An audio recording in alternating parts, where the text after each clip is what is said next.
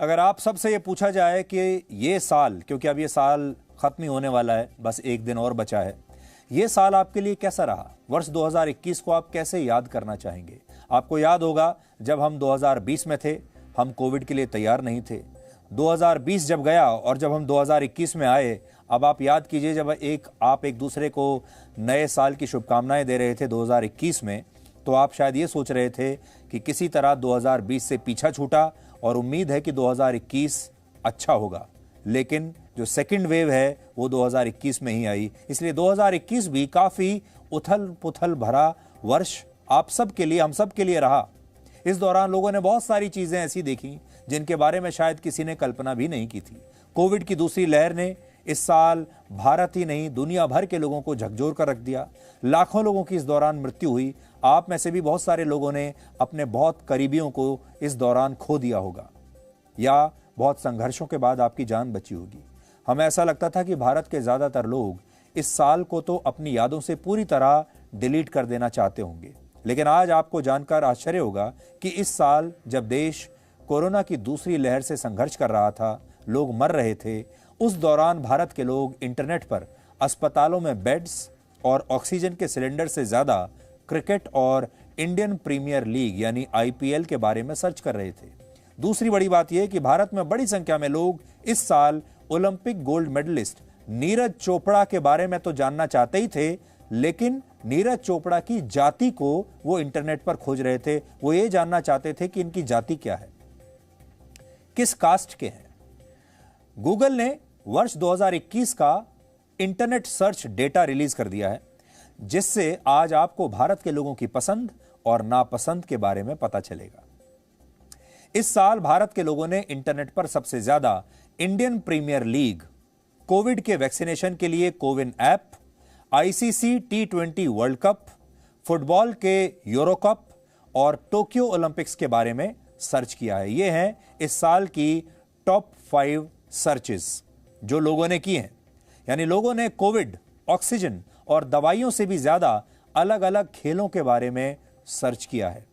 अपने आसपास लोगों ने जिन जगहों को खोजा उन्हें नियर मी यानी मेरे नजदीक नाम की श्रेणी में रखा जाता है। गूगल में एक कैटेगरी होती है जिसमें लिखा होता है नियर मी, यानी मेरे आसपास क्या क्या है।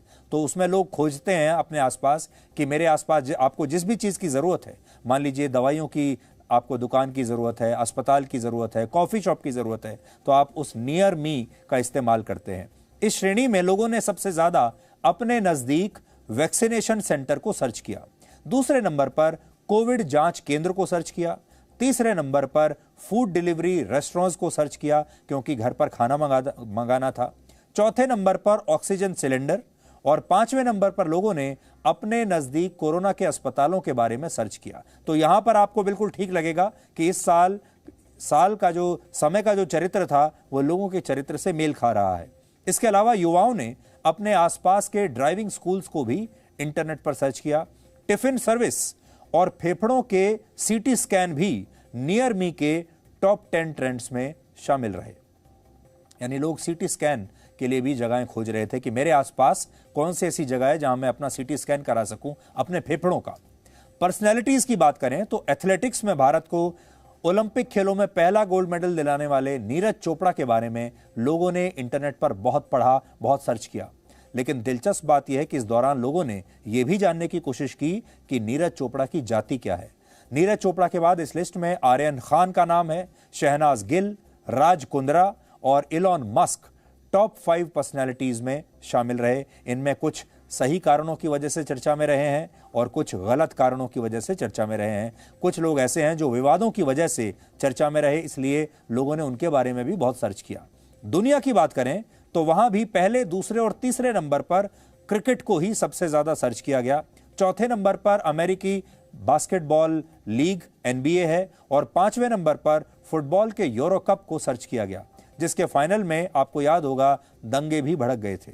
उस समय इस खबर की बहुत चर्चा हुई थी क्योंकि पश्चिमी देशों ने दिवाली के त्योहार को तो सुपर स्प्रेडर बताया था कि दिवाली के बाद से कोविड फैल गया, लेकिन यूरो कप के दौरान मैदान पर आई जबरदस्त भीड़ पर पश्चिम के देशों ने अपनी कोई नैतिक जिम्मेदारी नहीं ली थी। कुल मिलाकर कहें तो दुनिया भर के युवाओं के मन में इस वर्ष खेल, खिलाड़ी, फिल्में, फिल्मी हस्तियां, सेलिब्रिटीज और मोबाइल फोन्स छाए रहे। ट्विटर की अगर बात करें तो भारत में इस साल सरकार द्वारा सबसे ज्यादा रीट्वीट हुआ ट्वीट प्रधानमंत्री नरेंद्र मोदी का था। यह ट्वीट प्रधानमंत्री मोदी ने 1 मार्च 2021 को सुबह 7 बजे किया था, जिसमें उन्होंने बताया था कि उन्होंने वैक्सीन की पहली डोज लगवा ली है। यह सबसे ज्यादा बार रीट्वीट हुआ। इस ट्वीट को लगभग 45,000 बार रीट्वीट किया गया है। व्यापार के क्षेत्र में सबसे ज्यादा रीट्वीट होने वाला ट्वीट टाटा ग्रुप के पूर्व चेयरमैन रतन टाटा का था, जो उन्होंने 8 अक्टूबर 2021 को किया, जब टाटा ग्रुप ने 68 वर्षों के बाद एयर इंडिया को भारत सरकार से खरीद लिया था। और इस ट्वीट में रतन टाटा ने लिखा था, वेलकम बैक एयर इंडिया। बस इतना सा छोटा सा ट्वीट था और इस ट्वीट को लगभग 82,000 बार रीट्वीट किया गया। वर्ष 2021 में ट्विटर पर भारत में ट्रेंड करने वाले टॉप 5 हैशटैग्स में सबसे पहले नंबर पर कोविड-19 रहा, दूसरे नंबर पर फार्मर्स प्रोटेस्ट, तीसरे नंबर पर टीम इंडिया, चौथे नंबर पर टोक्यो 2020 और 5वें नंबर पर रहा IPL 2021। और आजकल सोशल मीडिया पर बातचीत इमोजीज के बिना अधूरी मानी जाती है। ज्यादातर बातचीत ही इमोजीज के साथ होती है। आप लोग भी अक्सर इमोजीज का इस्तेमाल करते होंगे। तो इस बार भारत में ट्विटर पर टॉप 10 इमोजीज में सबसे ऊपर है हाथ जोड़ने वाला इमोजी, जो नमस्ते को दर्शाता है, अभिनंदन का भी प्रतीक है और धन्यवाद या थैंक यू का भी यह प्रतीक माना जाता है। इमोजी बताता है कि इस साल लोगों ने हाथ जोड़कर एक दूसरे का धन्यवाद भी बहुत दिया है और प्रार्थनाएं भी बहुत की हैं। अब यह प्रार्थना इंडियन क्रिकेट टीम की जीत के लिए की गई थी या कोविड में जान गंवाने वाले लोगों के लिए, इसका कोई डेटा हमारे पास नहीं है, लेकिन सबसे ज्यादा इमोजी यही इस्तेमाल हुआ है जो आपकी स्क्रीन पर है।